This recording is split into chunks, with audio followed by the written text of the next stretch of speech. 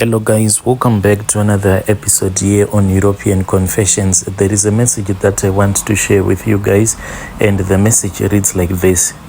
Hello my brother, how are you? I am a man who used to operate as a broker because we used to get some loads for many trucks. My brother, he was the first one who got involved in this thing of finding loads for people that had their trucks. He was the first one who came here to South Africa, and when he came here, he then found that opportunity, and he saw that there were a lot of truck owners, especially the smaller ones, that were always looking for loads for their trucks. Since for you to get loads, you need to have a very big company, and the requirements for you to get bigger jobs, they are quite hard and difficult for those that will be still in this trucking industry. So my brother, he then got involved in that thing of being a truck broker looking for loads. My brother, he used to operate there in that area that is called Germiston. It is there in South Africa. The percentage that we were getting, now that I was working with my brother, it was like that. We were not like making a lot of money since we were just brokers. At least we were getting sometimes something like 2% or 5% on a load that would have gotten, because when a contract gets out into the market, there will be a lot of people that will be higher in the offices that have higher positions, so they will know that this contract that is now getting into the market, it is a lot of money. So what they would do is that they would give 70% to some of their friends who had very big trucking companies, some of them that are very popular. Those ones, they would get the full share of that contract and a lot of money. Since they do not use the brokers, they will just do their boardroom deals, just offering each other a lot of favors. Then after that, then the guys that will be high in the offices, still they will still want to have a share of the remaining 30% on that contract that must go into the market. They would give us, the brokers, that 30%. So my brother was not the only broker, because he used to fight for these lots with the other brokers as well, just fighting for the 30% that was remaining on that contracts. So my brother, at least he had some connections. He would get some of that percentage, and he would give it to the small truck owners that were getting the lots through him. And if you try, my brother, you will never get these contracts, because they are very difficult to get, because no one will ever know where the next mine is going to put out a contract of it wanting people to come and pick up some loads from the mine. So a lot of people who get these contracts, it's like, who do you know in the trucking industry? That is why it is a very controlled industry. That is why the newcomers, when they come into the trucking industry, they find it very hard to get a lot of these loads. And usually those ones that get the loads that are new in the industry, they will be running at a loss, because they will be earning the profit that is close to nothing. So my brother then met another man. This man, he was from Mozambique. He had recently registered his company in the country, and he had some trucks that he had transferred, and they were now operating in the South African space. So this man, since he was new in town, after he had been introduced to my brother by one of the truck owners who was also from Mozambique, that was when my brother said that he was going to help this man. But me being me, and as someone who was always quick thinking, I then spoke with my brother one day when we were just watching football, and I said, this man, he seems to be very confused, and he does not know anything about the trucking industry. So what we need to do is that let us take full advantage of him, and if we use this opportunity accordingly, we can actually buy our own truck. Instead of us being these truck brokers, we can have our own truck, and we can earn a lot of money. This was a very good idea. Even our wives, they said that this idea was going to work. Me and my brother and that guy, we then had a contract whereby we would be getting the loads using his truck, as if this truck, it now belonged to us. And this was like a win-win situation, because this guy, he was still new in the game. If he refused with his truck, it was going to be very difficult for him to get any loads here in South Africa. So he said that it is fine, you can use my truck, and I know that you are going to be making money out of my truck, but as long as you give me contracts that are really good. He agreed. We then signed that contract. My brother was always the cautious type. He didn't want to get involved in any loads that looked like there were a lot of scams that were going on. If he would check the loads and the contracts, even if the contract was a high paying contract, he would always say that this thing, it is not adding up, and he would refuse. But as for me, my brother, I was someone who was always working on fast forward, living in the fast lane. I wanted to hustle, and I wanted us to make it really big in a short period of time.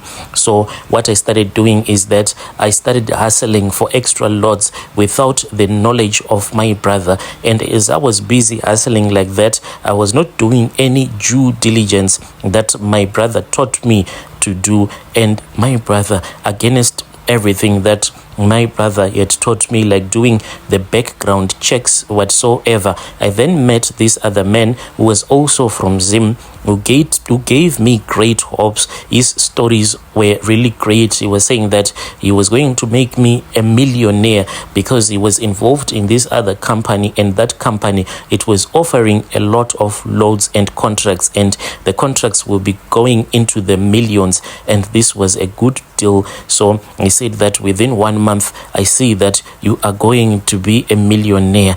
And I thought that maybe this was God blessing me. But my brother, if something sounds too good to be true, I just want to warn your listeners that if you just feel that something is not right, if you want to get involved in a business deal, just run away as fast as you can. Because if I had just stopped that guy from telling me a lot of stories, then me and my brother, we could still be operating. Maybe with time we were going to own our own truck. But what happened is that greed entered into my heart, and the thought of me becoming a millionaire, it was quite tempting. I then went and I took that contract, and I went with that contract and I presented it to that man who was my brother. And when my brother looked at that contract, he said that this thing, it was just too good to be true, and we should stay away from those guys. But I thought that my brother, he was just someone who was not quick enough when it came to thinking about business deals. He was a slow thinker and not an opportunist, and I thought that maybe he was just a coward who was not willing to risk it. At that time in my mind, my brother, what I was telling myself was that anyway, what do we have to lose? Because the truck that he was trying to protect, it was not our truck anyway. But later on, I found out that my brother, he knew what he was trying to protect me from.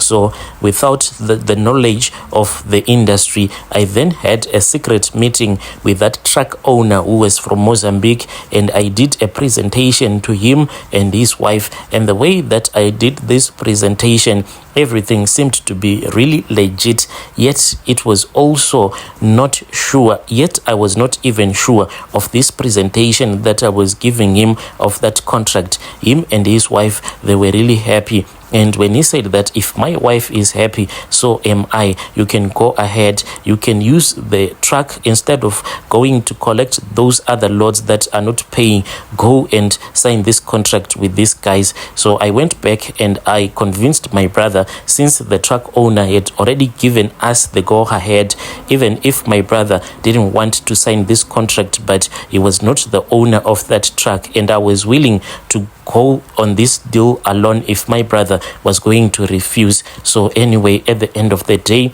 he just agreed. But one thing that he noticed, one day he called me and he said that he had punched that CK number into the system, and the system was telling him that the number, the company number, was not even in existence. But I said, let us just get on with the deal, because you know that since these deals, they are backroom deals, some of the things, they are just not the way that they are supposed to be. So my brother said, it is okay, since you are the one who knows these people, let me just try to trust you. So the things that started happening is that when my brother will ask me to go and speak with those guys before the Lord's had started, he would give me some questions, and when I would go there, I would see that those guys, they were unwilling to answer any of the questions.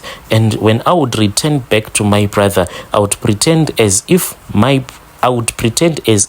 those guys had given me the full information. So I was just being a liar. All that I was seeing was the money getting into our account. I was not doing any background checks. On the day of the loading, my brother, it was his routine whereby when it is for the first time for a truck to go and get a load, he was the one who would drive that truck so that he can go and see the place where the truck is supposed to be getting the loads. He would drive that truck from that place and going and delivering that load. That is the way that he used to operate. But on that day, when we went to that company and when they said that we were supposed to follow one of the vans that was going to show us where we would be loading at, and when we arrived at the area where we were supposed to load, this was in the mines, then they disallowed us to enter into the mines. They had their own driver, so our driver was told that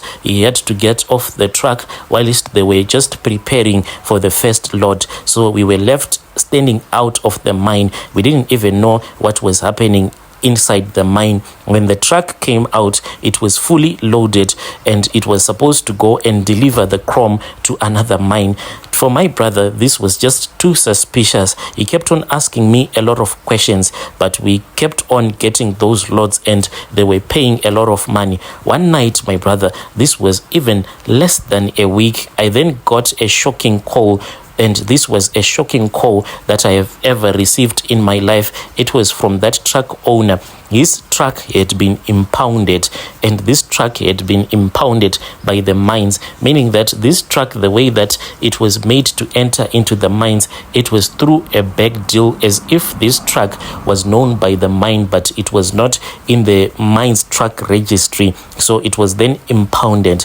Immediately after receiving this news, I just switched off my phone. Immediately after receiving the news, when that guy was telling me that his truck had been impounded, diarrhea just attacked me, my brother, from Norway, and I had no plan, because I knew that if my brother was going to hear this news, he was going to blame me a lot, and I was not ready for him to start blaming me, and I had no plan B. I just switched off my phone, my brother. I then returned back home. This truck, it was released, but later on, when I was back home, this guy, he kept on insulting me on WhatsApp, as he was insulting my brother as well. My brother, he was the one who stayed behind, even though I had told him that we need to run away, but he was trying to solve this situation. This man, he spent a lot of money on lawyers, but he kept on insulting my brother. And when my brother started getting sick, I then returned back to South Africa. At that time, my brother, he was now operating as a truck driver, because some of the people that he used to get loads for that were truck owners, after they heard this story, they then stopped trusting my brother. So my brother then found a job as a truck driver. Unfortunately, that man who was from Malawi, he had sent me a message as well as telling my brother the same thing. He said that he was going to deal with us and he was going to deal with our kids. He wanted to make sure that we were all going to die so that no one will ever remember our family name. So I just thought that maybe these were just the words of a man who had lost his asset. My brother, when he was now working as a truck driver, one day when he came back to the location where we were staying, he said that something funny had happened whilst he was at this other truck stop. Whilst he was there, he felt that there was something that was just moving around the truck. So he then got out of the truck, just wanted to check if the truck was okay, like the wheels, because a lot of wheels were being stolen. And he then got out, and when he got out, he said that he was greeted by a baboon, and this baboon, the way that it greeted him, it just said that, "Do you know me?" Because my brother, when he saw that baboon, he tried to hit that baboon with a rock, and that baboon then said that, "Why are you trying to hit me with a rock? Do you know me? Do you know me?" When my brother ran away from that baboon, the baboon kept on following him. My brother then said that the baboon said to him that it had been sent by that man who was from Mozambique to confirm about the truck. The baboon said that, "Is there anything that you can do to give me my truck back, because I have lost a lot of money because of you and your brother?" It then disappeared. From there on, my brother, he got so sick in a very short period of time. By the time that we thought of returning him back home in Zim, after we had tried to get him medical attention here in South Africa, it was already too late. And when my brother passed away, there were maize that were growing from his feet. You could actually see maize that were growing from his right leg, right there on his feet, right there on his foot. That is where the green maize was growing. There were 4 of those maize that were growing out. They were small. You could actually see that his foot, it was turning green because of the maize that was growing out of his foot. My brother, he then passed away. He was now staying in the city because one of our uncles, the only relative that we had that was staying in the city, said that he knew this other very powerful traditional healer who could help my brother. So we then took my brother and went with him to the city. Just before that traditional healer could start helping my brother, that was when my brother passed away. Since he had died in the house, then we had to wait for the police to come and fetch him, and they took him to the mortuary. So we started struggling, like getting his body to fit into the coffin. My brother, it was a quite pain. My brother, the way that we ended up transporting my brother from the city, we had to renovate a coffin. They made a coffin unlike any other coffin that I had ever seen.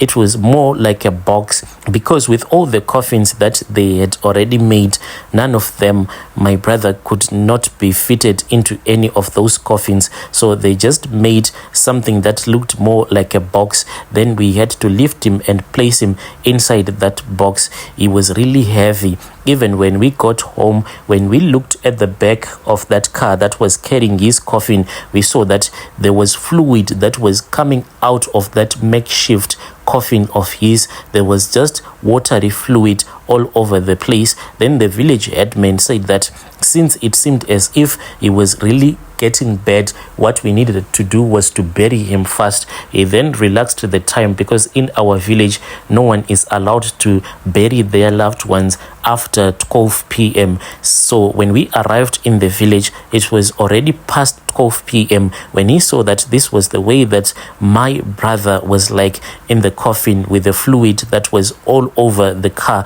and some of it was in the coffin. He said, "We do not know what is going to happen tomorrow, so let us try to have this man buried at least with a little bit of dignity." So we then headed for the graveyards, and that is when we buried my brother. My brother, he didn't even like sleep in the house as per our custom, whereby someone has to sleep in their home before they can get buried the next day. We just went with him straight to the graveyard and we buried him. When we buried him, my brother, the next day, as per our custom, when we went there just to make sure that no witches had done something on his grave, we saw that there was a big hole. You could actually see that this big hole, it even went deep down until it had reached his coffin, even though you could not see anything because down there it was really dark. Then we had to put more soil on top of his grave. But ever since that day, nothing strange has ever happened again at his grave. But the thing that scares me a lot is the way that my brother passed away, and the SMS that The man from Mozambique sent me after he had heard that my brother had passed away. He texted me whilst I was at my brother's funeral. He just said that you are next. You know what you did to me. You caused a huge financial loss to me, so you are going to be the next. This thing, the text message that he sent me, it still scares me. Even today, it still scares me a lot. I kept the phone that I had at that time when he had sent me that text message for a very long time, but it then got damaged and I could not get it fixed. I used to read that SMS almost on a daily basis. This man said that he wanted to finish my brother first, and he was going to finish me, and he was going to finish our children as well. So this scares me a lot whenever I think about this story.